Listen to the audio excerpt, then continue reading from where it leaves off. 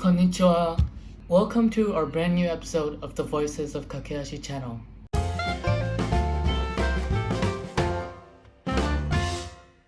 I'm Yayant, your regular host, and I'm from Myanmar. I'm from the second batch of the Asia Kakehashi project.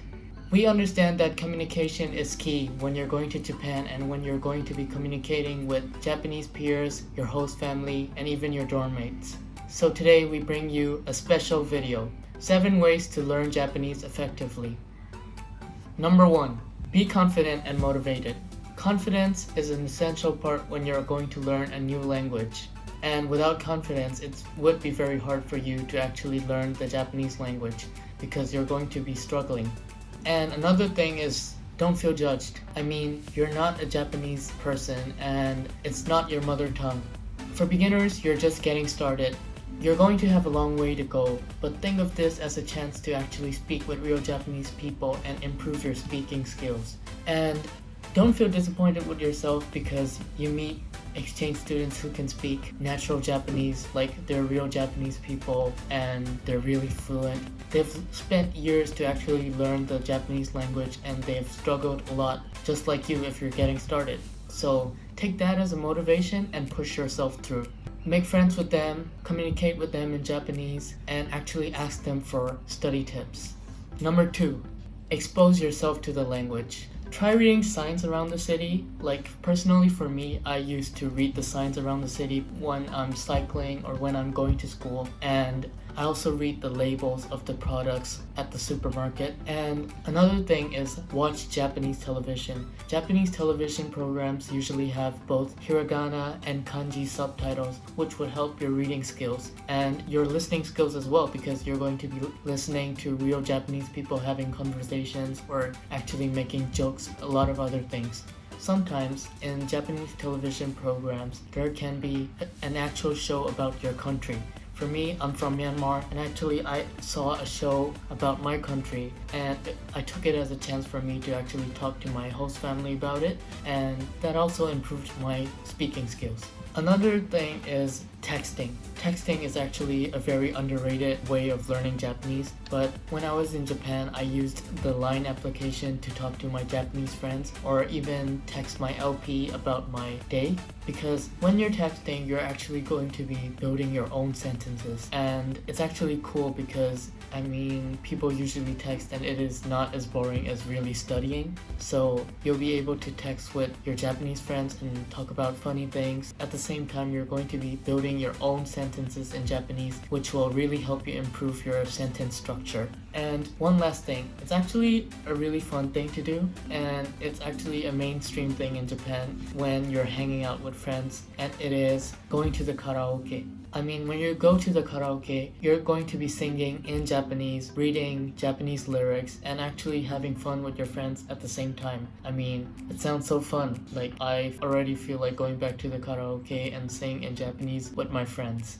Number 3, don't speak the Japanese you've learned from anime, because the Japanese you've learned from anime can be considered informal or in colloquial to actual Japanese people because they include a lot of slangs or maybe rude phrases. So please never ever try using the Japanese you've learned from anime with your LPs or your host family or your teachers at school.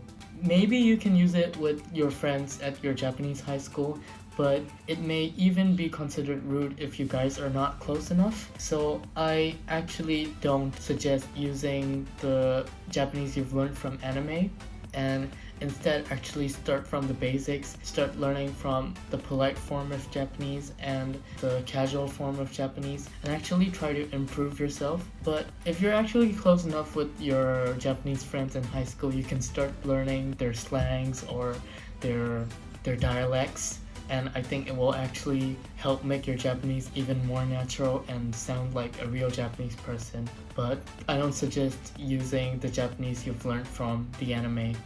Number 4, don't underestimate your Japanese and keep talking. It's natural to feel sad or down, and I've also been through this because I didn't know any Japanese when I actually went on the exchange program. I only learned gradually and improved when I was in Japan. And yeah, it's natural to feel sad and down when you can't communicate in Japanese well like the others do. but actually don't worry at all. I mean, I've made a lot of friends in Japan and they actually understood that I'm not Japanese and I'm just an exchange student and I'm just a beginner in Japanese, and they actually understood for me and they helped me improve. They had conversations with me. They made me feel involved in their conversation. And another thing is you can actually ask your friends, your LP, or maybe your host family to actually help you correct your Japanese when you're speaking to them, because it actually really helps. Because if you're close with a person, for example, a close friend, you won't feel judged when they correct you. Instead, you'll learn from it, and I think it's a really good thing. And another thing is, don't ever stay quiet just because you think you cannot speak fluent Japanese. You might miss out on opportunities or great chances just because you backed off on something. So don't feel afraid, just keep speaking. Number 5, pay attention. I'm sure you all know the quote, a good speaker is a good listener. So my advice is that listen to the students or the teachers when they're making speeches during school assemblies at your Japanese high school, or even listen to what the teachers are teaching. Even if you don't understand the whole thing, try to catch up, because catching up will make you realize that you're actually remembering the words you have learned before, and you'll be able to start guessing the right things in your mind and start thinking naturally as like a Japanese person. Number 6, practice, practice, practice. I'm sure you can't deny the quote that practice makes perfect. When I was in my exchange program, I actually noticed that you can only learn kanji by writing it a countless of times. But when I actually thought about it, I don't think that's the only way to learn kanji, by writing it in a lot of papers and writing it countless times. Instead, I decided that maybe I should try writing short essays or diaries in Japanese. That way, not only did I improve my kanji, but I also improved my sentence structure, my grammar, even my vocabulary skills. So it may sound childish, but it's okay. Like, you can try writing short sentences of what you did in the day, not exactly a diary. And you don't actually have to show anyone because it's your diary. You just keep it to yourself and you just think of it as a practice for Japanese. And try making use of the vocabulary you've studied, because when you're speaking, it actually helps. Like, maybe keep a vocabulary handbook with you, because when you need, you can just search it up pretty quick and you can actually try to start a conversation with the vocabularies you've learned. And another thing is, I know that it may be a bit expensive to actually buy books in Japan, like practice books like grammar, kanji, or vocab books. It can be pretty expensive. So what you can do is borrow books from your LP or your AFS chapter without actually having to spend much money. But I would suggest buy it, because you can use it back in your country as well if you plan to actually continue your studies in Japanese, and I think it would actually be worth it. Number 7, and the last point, have fun. I mean, studying Japanese is not a serious part of your program. Just have fun and just think of studying Japanese as being part of the Japanese culture, and think of fun ways to actually study Japanese and use them. For me, I actually used a shadowing study method, which is when I hear people saying phrases or sentences in Japan, I try to repeat them in my mind, even though I may not know what it means, but later I can find out in the dictionary or Google Translate.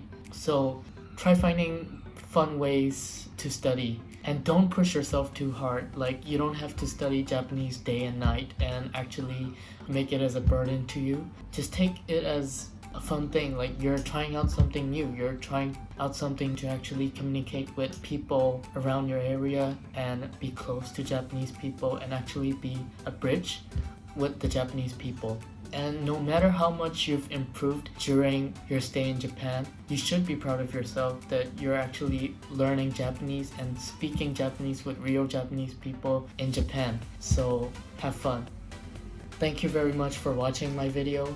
I hope you've learned a lot from it. And thanks a lot for watching our previous videos, liking them and sharing them. It actually helped us a lot. And if you like this video, please like, share, and if you haven't, please subscribe to our channels. Please check out our previous videos. I'm sure it'll help you a lot if you're planning to be on the Asia Kakehashi project, or if you're just actually planning to be an exchange student in Japan. Ganbatte, and ja ne!